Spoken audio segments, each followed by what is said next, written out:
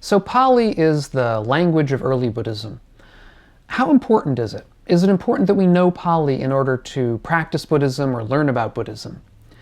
I'll consider that coming right up, in particular looking at some texts from the Buddha himself, at least as far as we know, in Pali, coming right up.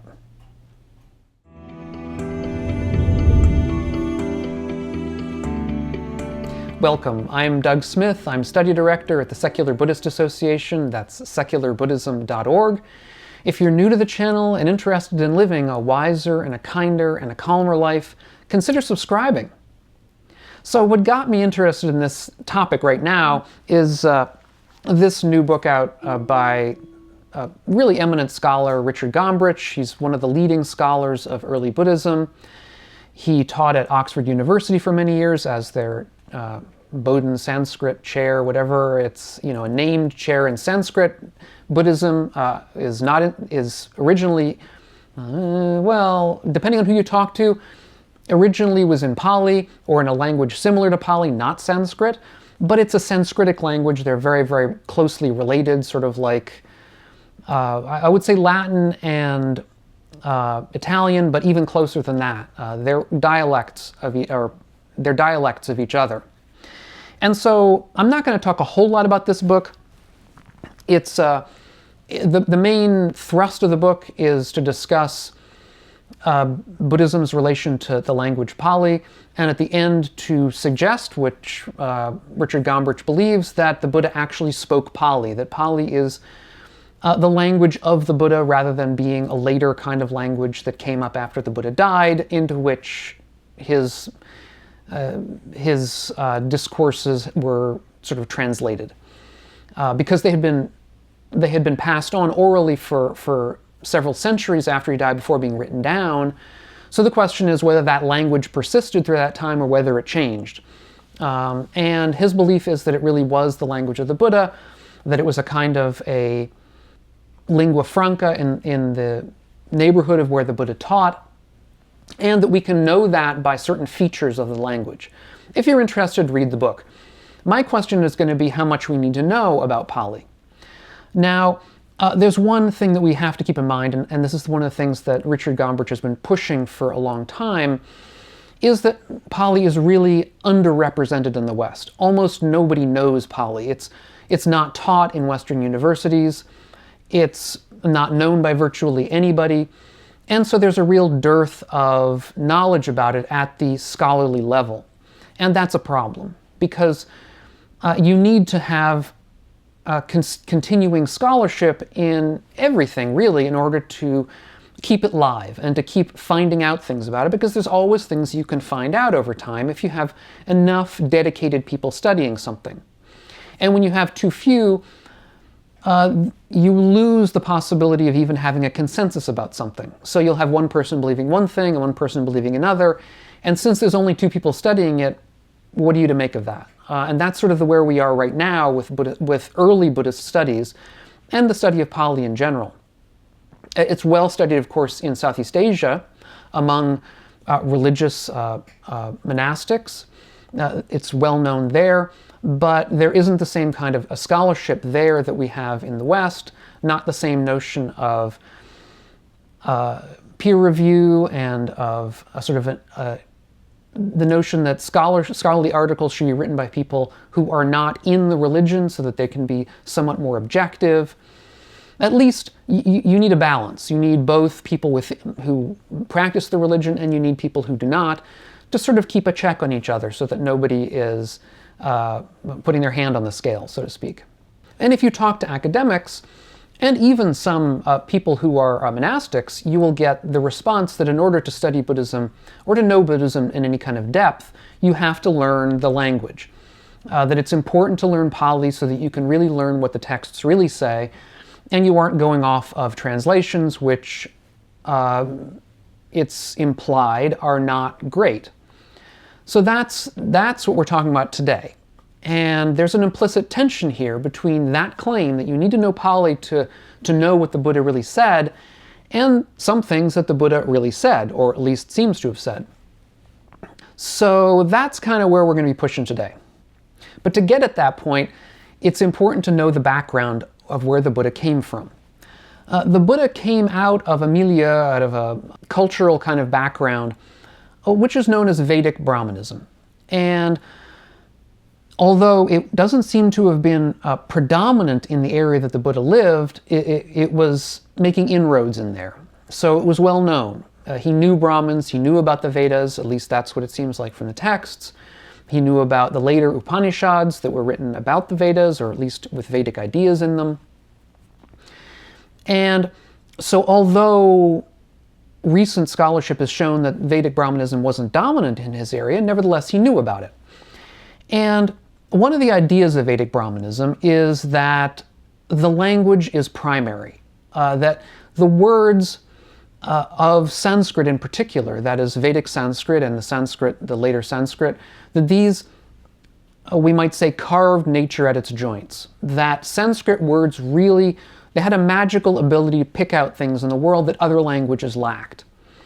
And this is critical when it came to, let's say, Vedic prayers, Vedic sacrificial utterances, the kinds of things that Brahmins, who were the priests of the Vedic classes, let's say, the Brahminic classes, we will know that Vedic Brahmanism had a hierarchy of different castes, and the Brahmins considered themselves the highest caste. And their role was to know these Vedic texts by heart and to be able to speak them correctly. And by speaking them correctly, what you were doing was speaking words that were really the words of the gods, that were using the language of the gods to pick out things in the world and ask for certain things, to ask for petitions for, let's say, a longer life, or a better hunt, or more food, or more money, or a better family life, or whatever it might be, more children. These are the kinds of things that one would want to ask for, and in order to do that, you had to have the right language. And so, because if you didn't have the right language, of course, the gods wouldn't listen. And so, as a result, there was a belief in Vedic Brahmanism that Sanskrit had this kind of magical ability that other languages lacked. And that was their kind of philosophy of language, you might say, or belief about language, that was predominant in that particular belief system that the Buddha seems to have been familiar with. And indeed, we have the same idea in the West, in Western history. In Greek, the word barbaros means somebody who is foreign, but also somebody who is ignorant. The idea being that the barbarian, the foreigner, is not somebody who's speaking the right language. That they're speaking some kind of unintelligible kind of blah, blah, blah, or bar, which was where the word barbarian seems to have come from. And it's also correct and interesting to note that there's exactly the same word in Sanskrit. Barbara or Varvara in Sanskrit has basically the same meaning as barbaros in Greek. Both of these, Greek and Sanskrit, and indeed Latin, all Western languages, all predominant Western languages, go back to what is called Proto-Indo-European, which is a language that comes out of sort of the steppe area in between India and Europe, that then spread in both directions. So in a sort of a strange way, the history of our language goes back to the history of Sanskrit. And we have the same idea of the in-group speaking the correct language and the out-group speaking not just a different language, but a language that was really a barbarian, that was defective in some sense. It wasn't just that it sounded different, but that it actually didn't work in some sense. It was defective. And there was a definite split between in-group and out-group based on language, and an idea of superiority of the correct language, of a language of the gods, of the language of correct speech, as opposed to the barbarian speech. Now, the Buddha evidently rejected all of this. And there are a couple of famous places in the Pāli Canon where the Buddha discusses these kinds of issues. One of the most famous is in the Vinaya, which is the sort of codification of the rules, the monastic rules, along with stories as to how they came about. And so in this story, we have two monks called Yamelu and Tekula, who were apparently brothers, who went up to the Buddha one day and complained to him and said, we've been wandering around different sanghas, and we noticed that the words of the Buddha are becoming corrupted. That people in different sanghas are talking about the words of the Buddha, are talking about the Buddha Dhamma, using corrupted language, using their own local dialects rather than the dialect of the Buddha. So what they said was, what you should do is to disallow that. You should disallow the teaching of the Buddha Dharma, your Dharma, the Dharma, in local languages, in local dialects. They say you should lay down a rule that the Dharma should be only discussed, they say, in verse form. Now, most modern scholars who have looked at this passage say that what this really means is in Sanskrit form, because the importance here isn't that somehow it's all in rhyme. That really wouldn't, well, that might help a little bit, but the point is to put it into a form, probably a Sanskritic form or Sanskrit form, that was idealized, that was in the mold of the Vedas. The idea being, okay, we have these Vedas which exist in Vedic Sanskrit in verse form that are memorized letter for letter, word for word, syllable for syllable correctly, and have been so over for a very, very long time, maybe hundreds or thousands of years. You should do the same with the Buddha Dharma. You should say that nobody can speak it unless it's spoken in this correct form of being in verse, probably being in Sanskrit, because Sanskrit is this language which was known for being, for being holy and being able to transmit correct information over long periods of time. And the Buddha's response is very telling, because he lays down a rule, and that's why this particular story exists in the Vinaya. He lays down a rule. What the Buddha said was, "Monks, the speech of the awakened one should not be given in Sanskrit verse. Whoever should so give it, there is an offense of wrongdoing. I allow you, monks, to learn the speech of the awakened one according to his own dialect."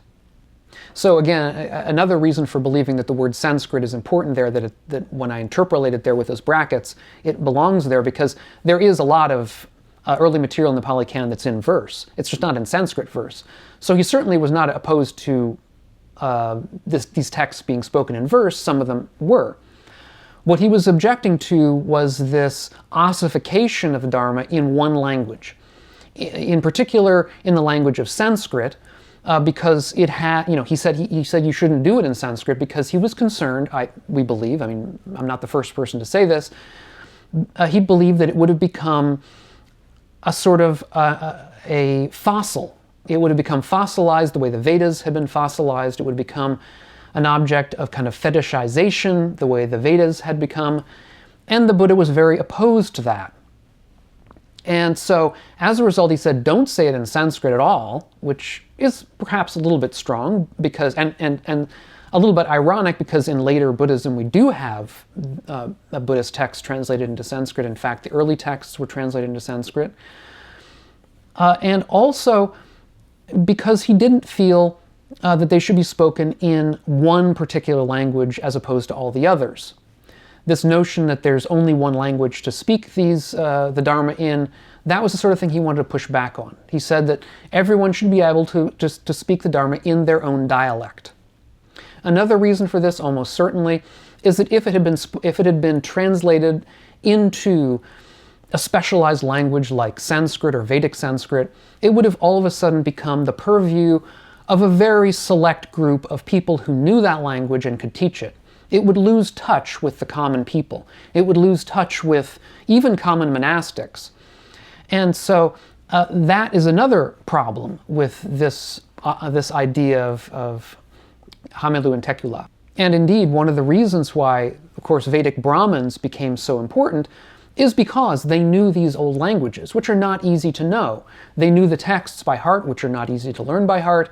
They would know the language, they would know Vedic Sanskrit or issues of more modern Sanskrit, but they would know these kind of ritual languages well, and that's what sort of set them apart.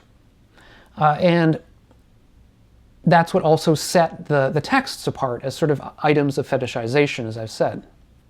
And the other famous place where the Buddha discusses these kinds of issues comes up in a sutta where he talks about ways of avoiding argument and dispute. And in this text, what he says is that one of the ways of avoiding argument and dispute is by avoiding the notion that there's one correct way to say something, that one particular language, one particular dialect is correct and all the other ones are false. And the Buddha talks about, in particular, he gives an example of a dish. He says this dish has this name in this town, in that other town over there it's called that, in this other town there it's called that. He says it's all the same thing, it's still a dish wherever you are, and insisting that this town's word for dish is correct and all the other ones are false, that's just a way of creating argument and dispute in a meaningless kind of unimportant way. And while this may seem obvious to many of us today, at the time it was really quite an extraordinary thing to be aware of, and almost certainly came about because of the Buddha's own cosmopolitanism and his own liberality and his own ability and probably his own travels, having been around different places and seen different things, which would have been unusual at the time, to be honest. Most people would have basically stayed Buddha in their own village for their entire lives and may not have known about other languages and other places, and may have thought it was just obvious that everyone was born learning the same thing and the people who didn't learn it were just faulty in some way. So the Buddha's travels and his cosmopolitanism and the cosmopolitanism he's brought up in probably were partly responsible for his view that language was conventional in this sense. It may also have been, frankly, that the Buddha was, when he grew up, familiar with some Vedic Brahmins, and that he knew their view that Sanskrit was the correct way of speaking things, and knew that it was wrong because he didn't speak Sanskrit and he was perfectly able to, to talk about the world. He was as good as anybody else. So he may have seen that from outside, from the outsider's perspective, and simply said, look, that's just clearly not true. We don't know the reasons, really, but what we do know is that he came to this view that language is conventional, that any language is as good as any other, that you can speak an infinite number of different ways correctly, and that therefore the Buddha Dharma should be spoken in the local dialect. So now we come back to what got us going here, which is, if that's the case, why do we need to learn the Dhamma in Pali? Why do we need to learn Pali? The Buddha himself said, learn the Dhamma in your own local dialect, or that it was perfectly fine to do that. And that you shouldn't have a Sanskrit, you shouldn't have a sort of an ossified language into which all of the Buddha Dharma is kept and out of which it shouldn't be brought. Now, to be fair, I brought this up to somebody from the Oxford Center for Buddhist Studies, which is where Richard Gombrich works, and their response was that it was that we couldn't necessarily rely on the translations we have. They're not perfect, which I think all of us would agree with, although I think they're very, very good and have been getting better and better over the decades, and now are really, especially when we look at 2 or 3 of these translations side by side, we can pretty well triangulate on what the meaning was. The other point that he brought up, I assume it was a he, but I don't know for sure, brought up, because I was speaking online with the person, so I don't know who it was exactly, but in any event, said that there are also some words in Pali, I should say, that are difficult to translate, and that you may need help understanding what the Buddha might have meant by them. In particular, there's words like sanya, which is usually translated as perception, but has a whole different connotation than the word perception that we use in English. The word paticca samuppada, which some of us may know is translated as dependent origination. What the heck does that mean? That's difficult to understand. Words like dukkha, which are translated as pain, but also probably more accurately as this feeling of unsatisfactoriness. That's another word that's difficult to understand or translate. There are a number of these words in Pali that don't translate easily into a single word into English or even into a small group, and may have different translations in different places.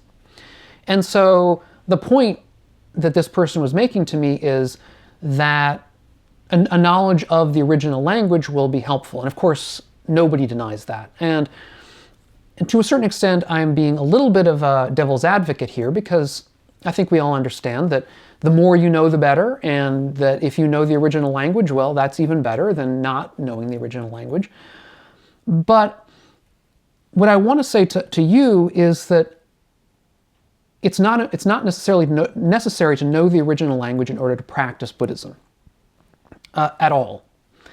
And while getting into issues of scholarship, of what a particular word means in a particular passage, or particular very obscure kinds of passages, of which there are many, or not many, but several, I should say, in the early texts. If you want to delve into that, and in a conversation with other people at a very high level, then of course it's very useful to know the original language, because the translators, in translating their words out of the Pali, will have to have made one interpretation or another of that original language in order to make their translation. One person may make one interpretation, another person may make another, and they'll come up to two different translations. And by knowing the original form, it helps us to see through the issues of different translations. So, I hope that this hasn't been too crazy, but I wanted to talk a little bit about this book, at least indirectly. It's a thin book. There's not a lot of argument in it. It's a fun book to read. It's very readable. Anybody could read it. You don't have to have any specialized knowledge of the language to read the book. It's written for a general audience, so I recommend it. My takeaway is you don't have to know Pali to practice or know about early Buddhism, although it may help. If you find these talks of mine useful, consider checking out my Patreon page to help the channel. It's linked down below. Subscribe, give it a thumbs up if you like it, and I hope we'll catch you on the next one of these videos. And meanwhile, all of you do be well.